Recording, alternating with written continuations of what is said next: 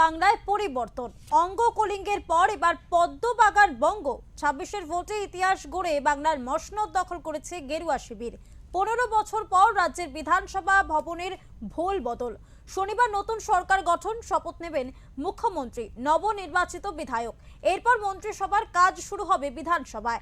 মুখ্যমন্ত্রীর দফতর হতে চলেছে বিধানসভার একটি অংশে, আর সেই উপলক্ষে নতুন করে সেজে উঠছে বিধানসভা ভবন। ভিতর থেকে বিদায়ী মন্ত্রীদের নাম ফলক খুলে ফেলা হয়েছে। অন্যদিকে হাই ভোল্টেজ কর্মসূচিতে যোগ দিতে কলকাতায় আসছেন প্রধানমন্ত্রী নরেন্দ্র মোদী। এই সফর এবং শপথ গ্রহণ অনুষ্ঠান ঘিরে নিরাপত্তার চাদরে মুড়ে ফেলা হচ্ছে শহরকে। যানজট এড়াতে এবং নিরাপত্তা বজায় রাখতে শনিবার কলকাতার একাধিক গুরুত্বপূর্ণ রাস্তায় যান চলাচল নিয়ন্ত্রণ করার সিদ্ধান্ত নিয়েছে লালবাজার। শনিবারের ব্রিগেডের শপথ অনুষ্ঠানে হাজির থাকবেন তাবর তাবর সেলিব্রিটিরাও। মিঠুন চক্রবর্তী ছাড়াও পদ্ম পুরস্কার প্রাপ্ত বাংলার সমস্ত শিল্পীদের কাছেও আমন্ত্রণ গিয়েছে বলে খবর রয়েছে। সেই তালিকায় মমতা শঙ্কর, পণ্ডিত তেজেন্দ্র নারায়ণ মজুমদার, পণ্ডিত অজয় চক্রবর্তীর নামও রয়েছে। এছাড়াও শনিবার ব্রিগেডে থাকছেন লকেট চট্টোপাধ্যায়, মল্লিকা বন্দ্যোপাধ্যায়। এছাড়াও টলিউডের দীর্ঘদিনের বিজেপির সমর্থক তারকা সুমন বন্দ্যোপাধ্যায়, ঋষি কৌশিকদেরও দেখা যেতে পারে। থাকছেন টেলি নায়িকা মাফিন চক্রবর্তী, অঞ্জনা বসুও।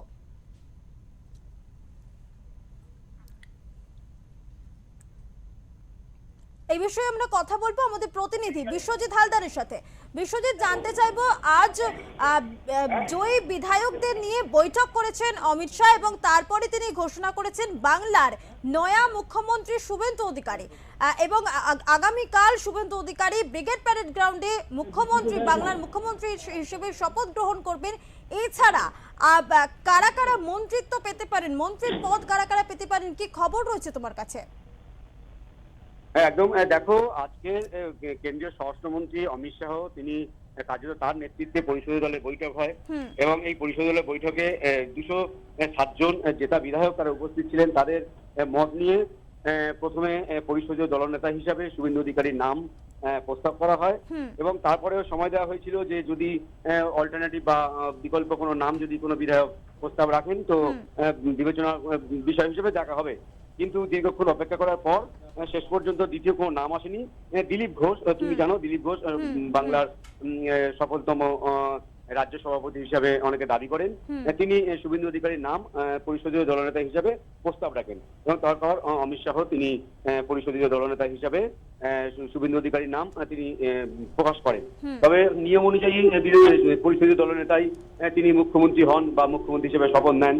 তবে এখন এই মুহূর্তে ভাবী মুখ্যমন্ত্রী বা বাংলার নবমতম ভাবী মুখ্যমন্ত্রী শুভেন্দু অধিকারী এবং কালকের শনিবার ব্রিগেড গ্রাউন্ডে ঐতিহাসিক মুহূর্তে তিনি মুখ্যমন্ত্রী হিসেবে শপথ নেবেন বলাই যায়।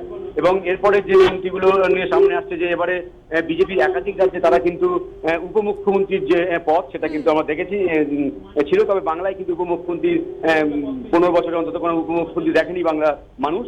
তবে এবারে হয়তো দুজনকে উপমুখ্যমন্ত্রী করা হতে পারে বলে জল্পনা চলছে। একদিকে অগ্নিমিত্রা পালকে হয়তো উপমুখ্যমন্ত্রী করা হতে পারে, জল্পনায় রয়েছে, এবং অন্যদিকে দিলীপ ঘোষের নামও সামনে আসছে। তিনি উপমুখ্যমন্ত্রী সঙ্গে সঙ্গে পঞ্চায়েত এবং স্বরাষ্ট্র দপ্তর হয়তো তার হাতে থাকতে পারে এমন জল্পনা।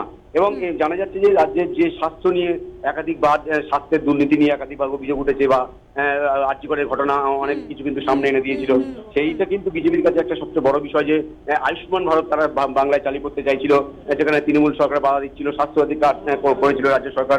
এই স্বাস্থ্য ডিপার্টমেন্টটা বা স্বাস্থ্য বেহালটা কিন্তু বিজেপি ফিরিয়ে আনার জন্য বারবার তারা প্রচারে এনেছিল। এবারে স্বাস্থ্যমন্ত্রী কে হতে পারে তাই নিয়ে কিন্তু স্বাভাবিকভাবে জল্পনা ছিল। এবারে যেটা জানা যাচ্ছে যে বিজেপি সূত্রে যেটা জানা যাচ্ছে যে স্বাস্থ্যমন্ত্রী হিসাবে বেহালা পশ্চিমের জয়ী বিধায়ক ইন্দ্রনীল খানকে হয়তো করা হতে পারে, কারণ তিনি একজন প্রখ্যাত ক্যান্সার বিশেষজ্ঞ, তাকে হয়তো স্বাস্থ্যমন্ত্রী করা হতে পারে, এটা সম্পূর্ণ সম্ভাবনা। এবং তারপরে তুমি জানো যে শিক্ষক আন্দোলন, শিক্ষক দুর্নীতি নিয়ে যে আন্দোলন, সেটা বাংলায় কিন্তু কার্যত তৃণমূলকে অনেকটা ব্যাকফুটে ফেলে দিয়েছিল বা এবারের বিধানসভা নির্বাচনে এই যে শিক্ষক নিয়ে দুর্নীতিটা বড় ইস্যু হয়ে দাঁড়িয়েছিল এবং এই শিক্ষা দপ্তর কার হাতে যেতে পারে তা নিয়ে কিন্তু স্বাভাবিকভাবে জল্পনা বাড়ছিল, কারণ শিক্ষক নিয়োগকে একটা বড় জল্পনার মধ্যে রয়েছে। 26,000 চাকরি বাতিল হয়েছে, আবার নতুন করে নিয়োগ হবে কিনা। বিজেপির ইশতেহারে যদিও তারা বলেছে যে তারা নতুন করে আবার নিয়োগ হবে এবং 5 বছর ছাড় দেওয়া হবে। যে সমস্ত বিষয়কে মাথায় রেখে এবারে বাংলার মানুষের মধ্যে স্বাভাবিকভাবে কৌতূহল যে এবারে তাহলে শিক্ষামন্ত্রী কে হচ্ছেন। তবে শিক্ষামন্ত্রীর দৌড়ে কিন্তু অনেকটা এগিয়ে রয়েছেন বা সম্ভাবনা হিসেবে নাম সামনে আসছে শঙ্কর ঘোষের। তুমি জানো 2021-এ বিজেপি পরিষদীয় দল নেতা ছিলেন তিনি, তাকে হয়তো শিক্ষামন্ত্রী করা হতে পারে। এবং পাশাপাশি ক্যাবিনেট মিনিস্টারের মধ্যে উল্লেখযোগ্য হচ্ছে অর্থ দপ্তর। অর্থ দপ্তরের মন্ত্রী হতে পারেন, যেটা শোনা যাচ্ছে যে বিজেপি সূত্রে যে স্বপন দাশগুপ্ত রাসবিহারী থেকে যিনি জিতেছেন বিজেপি বিধায়ক, মানে জয়ী প্রার্থী স্বপন দাশগুপ্ত, তার কিন্তু দীর্ঘ অভিজ্ঞতা রয়েছে, বিজেপির বুদ্ধিজীবী হিসাবে তিনি পরিচিত। তার হাতে হয়তো বিজেপি, রাজ্য বিজেপি বা কেন্দ্রীয় বিজেপি মনে করছে যে তার হাতে হয়তো অর্থটা দিলে ভালো হবে। এবার জল্পনা সবই যে বিজেপি সূত্রে জানা যাচ্ছে যে তাকে হয়তো অর্থমন্ত্রী করা হতে পারে। এবার দেখো যে ক্রীড়ামন্ত্রী, দমকল মন্ত্রী, একাধিক মন্ত্রী রয়েছে। তবে কৌস্তব বাগচির নামটা কিন্তু শোনা যাচ্ছে আইনমন্ত্রী হিসেবে, কারণ তুমি জানো তিনি পেশায় একজন আইনজীবী এবং তিনি একাধিক দুর্নীতি নিয়ে তিনি কিন্তু সোচ্চার হয়েছিলেন। একদিকে যেমন বিচারপতি হিসাবে অভিজিৎ গাঙ্গুলি সোচ্চার হয়েছিলেন, পাশাপাশি আইনজীবী হিসেবে কিন্তু সোচ্চার হয়েছিলেন কৌস্তব বাগচি। অর্থাৎ আইনমন্ত্রী হিসাবে হয়তো তার নাম ভাবতে পারে বিজেপি। এটা সূত্র পর জানা যাচ্ছে যে কৌস্তব বাগচিকে আইনমন্ত্রী করা হতে পারে, সবই কিন্তু সম্ভাবনা। এবারে যুব কল্যাণ মন্ত্রী হতে পারেন। তুমি জানো যে বরাহনগর থেকে জয়ী প্রার্থী, বিজেপির জয়ী প্রার্থী সজল ঘোষ, তাকে হয়তো যুব কল্যাণ দপ্তরের মন্ত্রী করা হতে পারে, এর সম্ভাবনা রয়েছে। এবং তথ্য সম্প্রচার মন্ত্রী রূপা গাঙ্গুলিকে করা হতে পারে, এমনটা জানা যাচ্ছে। এবারে নারী কল্যাণ বা নারী ও শিশু কল্যাণ মন্ত্রী, এই দপ্তরটা হয়তো অগ্নিমিত্রা পালকে করা হতে পারে। তিনি উপমুখ্যমন্ত্রীর পাশাপাশি নগর উন্নয়ন এবং শিশু ও নারী কল্যাণ দপ্তরটা সামলাতে পারেন বলে জানা যাচ্ছে। একেবারেই অনেক ধন্যবাদ বিশ্বজিৎ তোমাকে। ইতিমধ্যে আমরা কথা বলছিলাম আমাদের প্রতিনিধি বিশ্বজিৎ হালদারের সাথে। তিনি যেমনটা জানালেন, বেশ কয়েকটি সম্ভাব্য নাম কিন্তু উঠে আসছে মন্ত্রিসভার দায়িত্ব পাওয়ার তালিকায়। তাদের নাম, তারা রীতিমতো জয়ী হয়েছেন, তারা হবু বিধায়ক বলাই চলে এবং সেক্ষেত্রে বেশ কয়েকটি সম্ভাব্য নাম উঠে আসছে। এখন দেখার আগামীকাল শপথ গ্রহণ অনুষ্ঠানে মন্ত্রিসভার দায়িত্বে ঠিক কারা থাকেন সেদিকেই নজর রয়েছে সকলের।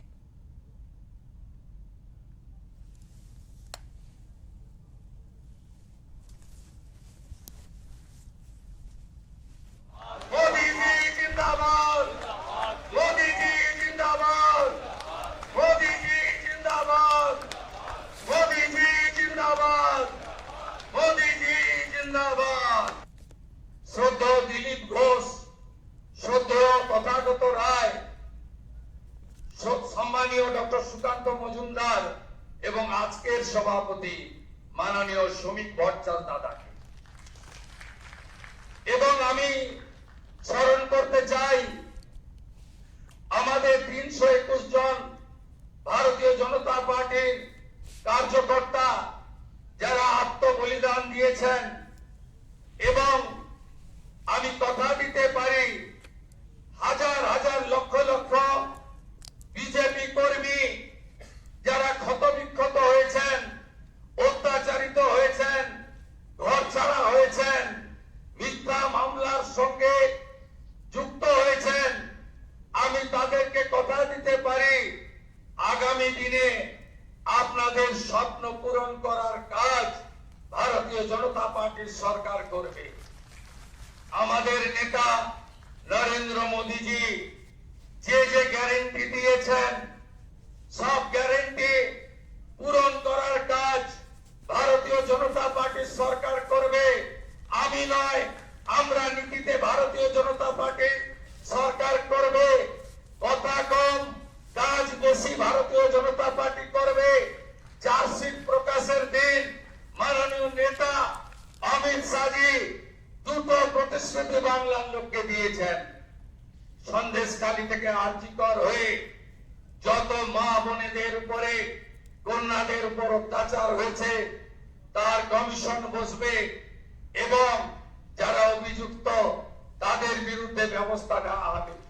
মাননীয় অমিত শাহজি চার্জশিট প্রকাশের দিন ঘোষণা ঘোষণা করেছিলেন যে পশ্চিম বাংলায় ইনস্টিটিউশনাল করাপশন, প্রাতিষ্ঠানিক দুর্নীতি যারা করেছেন তাদের বিরুদ্ধে রিটায়ার্ড জাজকে দিয়ে কমিশন বসানো হবে।